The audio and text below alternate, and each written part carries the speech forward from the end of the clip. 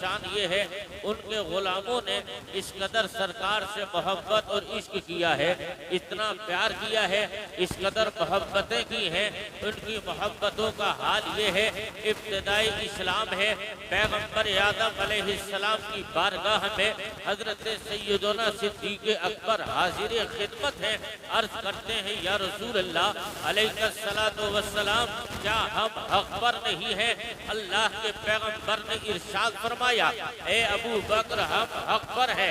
अर्ज किया, या रसूल अल्लाह, क्या इस्लाम की खुल्ला तबलीग की इजाजत ना मिलेगी? हम कब तक घरों में बैठकर ये काम करते रहे? आका इजाजत दीजिए ताकि अलग ऐलान इस्लाम का प्रचार किया जाए, अलग ऐलान इस्लाम की तबलीग की जाए, खुल्ला इस्लाम का पैगाम लोगों तक पहुंचाया जाए। तो मदीने वाले पैगंबर ने इरशाद फरमाया, ए अबू बकर, हालात बेहतर नहीं है, जब बेहतर हो जाए तब चले जाना, लेकिन जिद है मुस्तफा जाने रहमत के यार अबू बकर को। अर्ज कर बैठे, आका इजाजत दीजिए। तब मेरे करीम नबी ने इजाजत दी और इजाजत के बाद हजरत सिद्दीक निकले हैं और मक्के के चौराहे पर जाकर ऐलान किया, कुलू ला इलाहा इल्लल्लाहु तुफ्लिहू। ए लोगो, अल्लाह की वहदानियत का इकरार कर लो, अल्लाह को एक मान लो और मुस्तफा जाने रहमत को अल्लाह का रसूल मान लो। याद रखना, ये जमीन का फर्श तुम्हारे लिए है, आसमां का शामियाना तुम्हारे लिए है, ये सितारों की जगमगाहट तुम्हारे लिए है, ये आसमां का सूरज तुम्हारे लिए है, ये सारी चीजें तुम्हारे लिए है। बस अल्लाह को एक मान लो और मोहम्मद इब्ने अब्दुल्लाह को अल्लाह का रसूल मान लो। जब ये आवाज फिजाओं खलाओं को चीरती हुई दुश्मना ने इस्लाम के कानों से अबू बकर की टकराई है, तब दुश्मन इस्लाम आगे बढ़े, आगे बढ़कर अबू बकर को दबोच लिया। इस कदर मारा जा रहा है, अबू बकर के कानों से खून निकलने लगा, आपके सर से खून निकलने लगा, आप बेहोश होकर जमीन पे गिर गए और जमीन पे गिरने के बाद जब काफी टाइम हो गया, होश नहीं आ रहा है, निकलने वाले निकल के जा रहे हैं, इस कदर मारा गया है। अब बात रोक कर मैं आपसे ये पूछना चाहता हूँ, अबू बकर ने दुश्मनों का बिगाड़ा क्या था जिसकी बुनियाद पे मारा जा रहा है? अबू बकर की गलती क्या थी जिसकी बुनियाद पर मारा जा रहा है? अबू बकर ने जुल्म क्या किया था जिसकी बुनियाद पर सताया जा रहा है? तो दुनिया जवाब देगी, अबू बकर की खता कुछ नहीं थी, अबू बकर की गलती कुछ नहीं थी, अबू बकर ने सताया न था, बल्कि एक अल्लाह की वहदानियत का ऐलान किया था, अल्लाह की सबदियत का ऐलान किया था, मुस्तफा की रिसालत का ऐलान किया था, इसलिए मारा जा रहा है। अब बात यही रोक कर आगे बढ़ रही है, अब अपने भारत का भी जायजा लो। जब भारत का जायजा लिया तब हम ये देख रहे हैं, हम एयरपोर्ट के बाहर निकले, दाढ़ी टोपी देखी गई है, तब मारा जा रहा है। हवाई अड्डे के बाहर है या ट्रेनों में है या बस अड्डे पर है, तब दाढ़ी टोपी देखकर हमें मारा जा रहा है, मॉब लिंचिंग की जा रही है। मैंने कहा, यार क्या कर रहे हो? एक दाढ़ी टोपी वाले को मारकर क्या तुम इस्लाम को मिटा दोगे? क्या इस्लाम खत्म हो जाएगा? क्या एक दाढ़ी टोपी वाले को मिटाकर क्या इस्लाम को मिटा लोगे? तो जवाब मिलेगा, नहीं नहीं, एक अकेले को मिटा के इस्लाम न मिटेगा, लेकिन मुसलमानों पे हैबत तारी हो जाएगी। तो मैं डंके की चोट पर ये ऐलान करना चाहता हूँ, याद रख लेना, जब मक्के के लोगों से इस्लाम नहीं रुका, जो कम मुसलमान थे आज तो करोड़ों की तादाद में है, तो इस्लाम कैसे रुकेगा? इस्लाम कैसे मिटेगा? लेकिन जो नहज वहां चल रही थी, जिस कैटेगरी पे कल काम हो रहा था, उसी तरीके पे आज हो रहा है। लेकिन याद रख लेना, इस्लाम कोई आगरे का पेठा नहीं है तुम जिसे निकल जाओगे, इस्लाम कोई हापुड़ का पापड़ नहीं है जिसे तुम खा जाओगे। इस्लाम तो उस फूल का नाम है, इस्लाम उस फूल का, उस खुशबू का नाम है। इसे रोकने के लिए ना कल कोई दीवार बनी थी, ना आज कोई।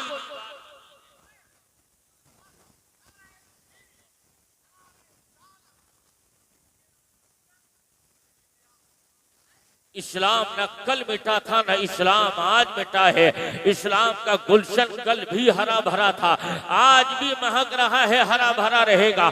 लेकिन हजरात याद रख लीजिएगा, हजरत सिद्दीक अकबर को मारा इसलिए जा रहा है ताकि अल्लाह की वहदानियत की बोलियां लोगों की जबान से बंद हो जाए। मोहम्मद इब्ने अब्दुल्लाह की रिसालत की गवाही देने वालों की जबानों पे ताले लग जाए, जबानें खामोश हो जाए। लेकिन अबू बकर है बेहोश होकर जमीन पे गिर गए।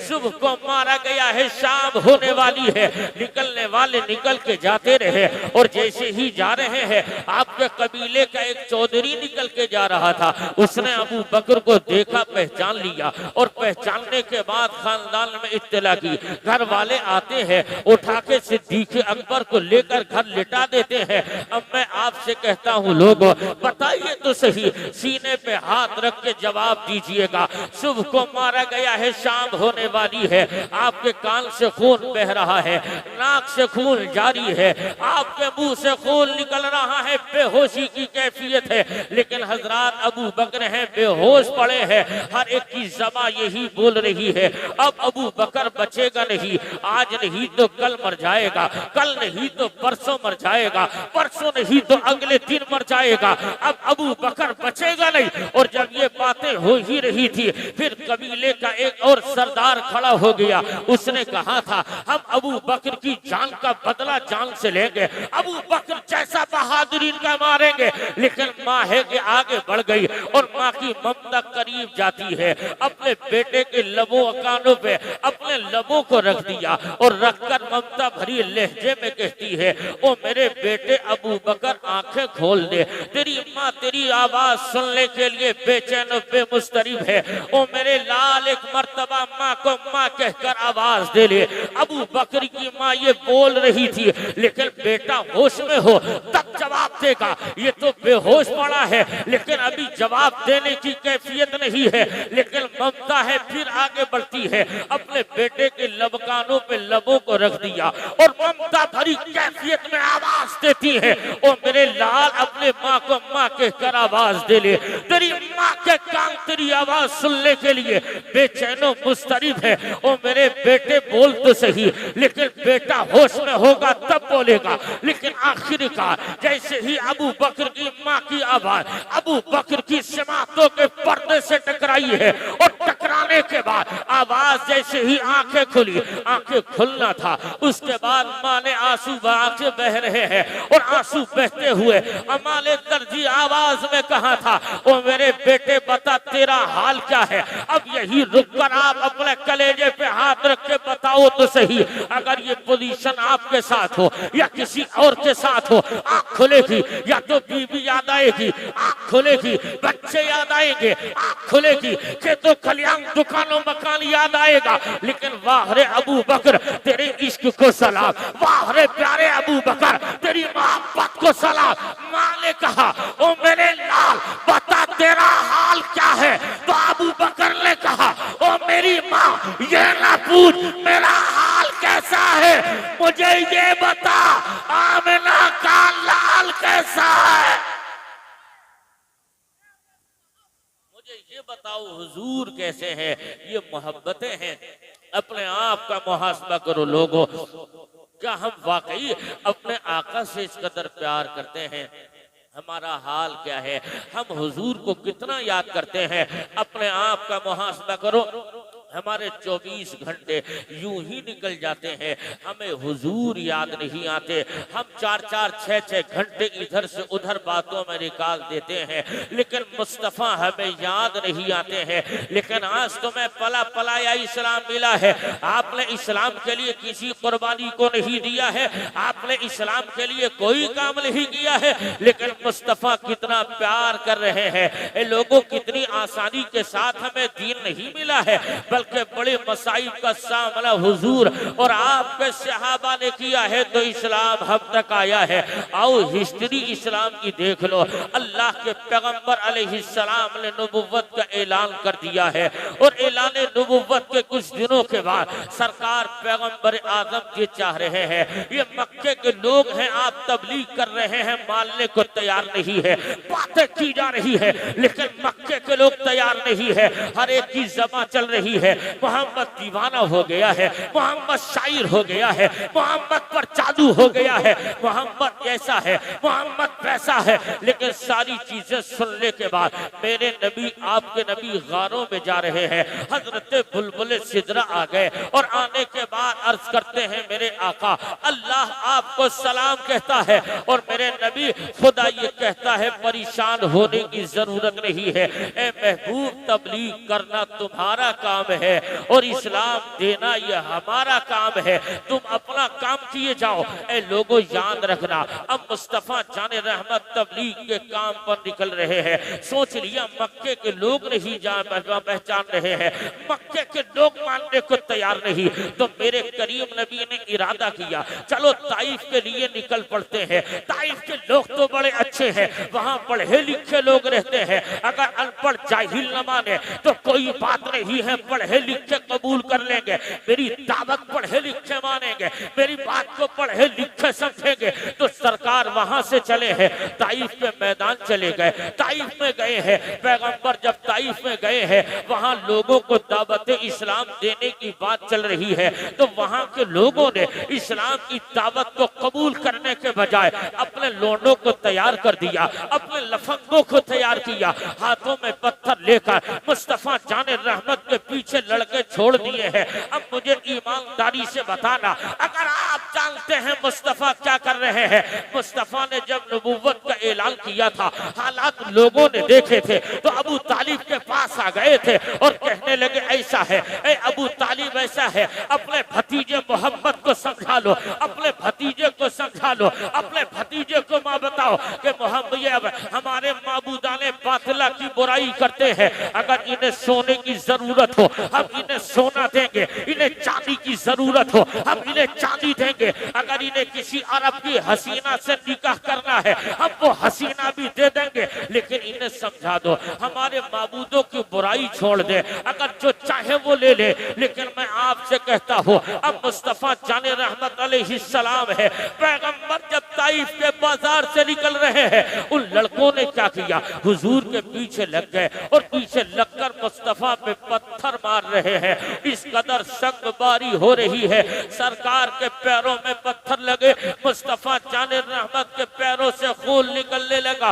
और नालिने मुस्तफा खून से भर गई है और मेरा नबी, आपका नबी अब उन जख्मों से चूर होकर तकलीफ महसूस करते हुए मेरे नबी बैठ जाते हैं। और जब सरकार बैठे हैं, अब उन लड़कों ने और आगे जुल्म कर रहे हैं, पैगंबर के बाजू पकड़ लिए और बाजू पकड़ के खड़ा किया, सरकार चल रहे हैं, फिर पीछे से पत्थर मारे जा रहे हैं। मुझे ईमानदारी से बताना, हम क्या कर रहे हैं इस्लाम के लिए, हमने क्या दिया मुस्तफा जाने रहमत को। हम तो कल भी नबी का दिल दुखा रहे थे, आज भी नबी का दिल दुखा रहे हैं, हम कल भी तकलीफ दे रहे थे, आज भी तकलीफ दे रहे हैं। सरकार कितने मसाइब उठा रहे हैं, मुझे बताइए तो सही। आखिर मक्के वाले आपको इख्तिदार की कुर्सी दे रहे हैं, आपको दौलत देने की बात करते हैं, आपको सोने की बात करते हैं, आपको चांदी देने की बात करते हैं, लेकिन सरकार ने सबको ठुकराया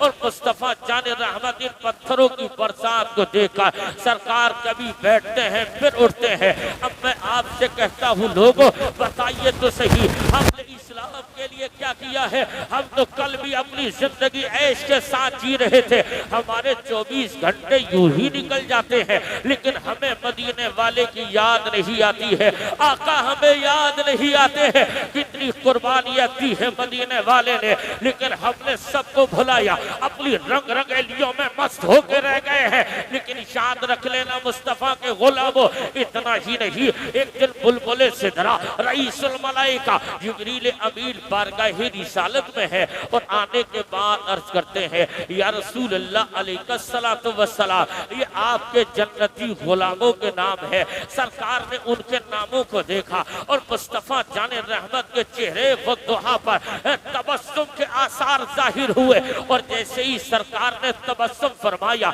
इतने में बुलबुले से जरा हजरत जिब्रील ने अल्लाह के पैगंबर की बारगाह में, अपने मुस्तफ़ा की बारगाह में जहन्नमियों की लिस्ट पेश की है। अर्ज किया आका, ये आपके उम्मत के जहन्नमियों के नाम है। अब मुस्तफ़ा जाने रहमत की चश्माने नबुव्वत से आंसू निकले। सरकार के चेहरे शरीफ का रंग बदल गया है। और जब आंसू निकले हैं तो मैंने कहा, मैं आपसे कहता हूँ मुस्तफ़ा के गुलामों, अपने कलेजे पे हाथ रख के सोचो तो सही, जब मदीने वाले के सामने उनके गुलामों की, जन्नती गुलामों की लिस्ट दिखाई जाती है तो सरकार के चेहरे पे मुस्कान आती है। और जब जहन्नमी गुलामों की लिस्ट दिखाई जाती है तो सरकार को तकलीफ होती है। अब मुझे हाथ रखकर अपने कलेजे पे बताओ तो सही, क्या मक्के वालों ने कब सताया था, हुजूर पर कितना जुल्म किया है। सरकार मक्का छोड़ रहे हैं, मुस्तफ़ा पे कितना जुल्म किया है। सरकार के ऊपर पत्थरों की बारिश की जा रही है। हजरत शेबे अबी तालिब में मुस्तफ़ा को कैदी बनाया जा रहा है, महसूर किया जा रहा है। हालत नमाज में ऊँट की ओझलियां डाली जा रही है। और कभी कभी नमाज की हालत में हुजूर के गले में फंदा डाल करके हुजूर को खींचा जा रहा है। मैं आपसे कहता हूँ, ये तकलीफें किस लिए है, ये परेशानियां किस लिए है, ये मसाइब किस लिए उठाए जा रहे हैं। मक्के वाले तो दौलत दे रहे थे, मक्के वाले सोना दे रहे थे, मक्के वाले चांदी दे रहे थे, मक्के वाले इख्तिदार की कुर्सी दे रहे थे। लेकिन ये परेशानी किस लिए उठाई जा रही है? इस्लाम के लिए उठा रहे हैं, उम्मत के लिए उठा रहे हैं, अपने गुलामों के लिए उठा रहे हैं। और इतना ही नहीं, अब ठंडे दिल सोचो तो सही, सरकार कितनी तकलीफ उठा रहे हैं। अब मेरे इस्लाम के मुकद्दस दिया लो, सरकार अलैहिस्सलाम ने जन्नतियों की लिस्ट देखी है। सरकार ने तबस्सुम फरमाया। और जब जहन्नमियों के नाम आए हैं तो सरकार अलैहिस्सलाम को तकलीफ हुई है। अब मुझे बताइए तो सही, अगर हमारी बदअमालियों को जब मुस्तफ़ा देख रहे होंगे तो क्या कब्र में सरकार को तकलीफ नहीं हो रही होगी? क्या हुजूर को तकलीफ नहीं पहुंच रही होगी? याद रख लेना लोगों, मुझे बताइए तो सही, आखिर हम तकलीफ किसे दे रहे हैं? क्या हुजूर जब हयात ज़ाहिरी में थे, पैगंबर जब हयात ज़ाहिरी में है तो मक्के वालों ने बड़े जुल्म किए थे, मक्के वालों ने क्या कम सताया था? अब मैं आपसे कहूँगा, अगर कोई दुश्मन हो और दुश्मन अगर आपको तकलीफ दे तो ये दुश्मन के लिए बनता है कि वो आपका दुश्मन है और दुश्मन का काम तकलीफ देना है, दोस्त का काम तकलीफ देना नहीं, दुश्मन का काम तकलीफ देना होता है। लेकिन मुझे बताइए तो सही, आप किस कैटेगरी में है? अगर आप मुस्तफ़ा जाने रहमत के दोस्त, मुस्तफ़ा जाने रहमत के गुलाम है तो गुलाम का काम तकलीफ देना नहीं होता है, गुलाम का काम तकलीफ देना नहीं है।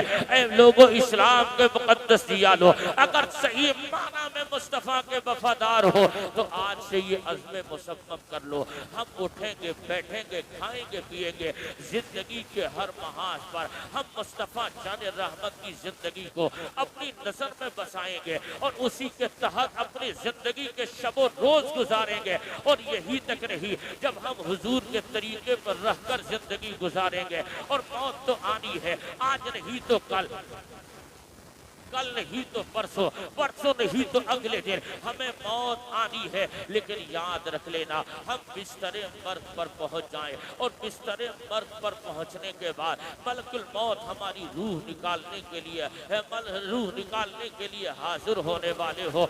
आप दुनिया छोड़कर जा रहे हैं, आपकी जिंदगी का एक एक लम्हा मुस्तफ़ा की शरीयत के दायरे में रहकर गुजरा था और आप मुस्कुरे सीने में इश्क़ रसूल की शम्मा रोशन कर बिस्तरे मर्ग पर है, रूह कब्र से उनसरी से परवाज करने वाली हो और आपकी जबान हो आला हजरत के ये मिसरे हो और ये गुनगुनाते हुए दुनिया छोड़ दो।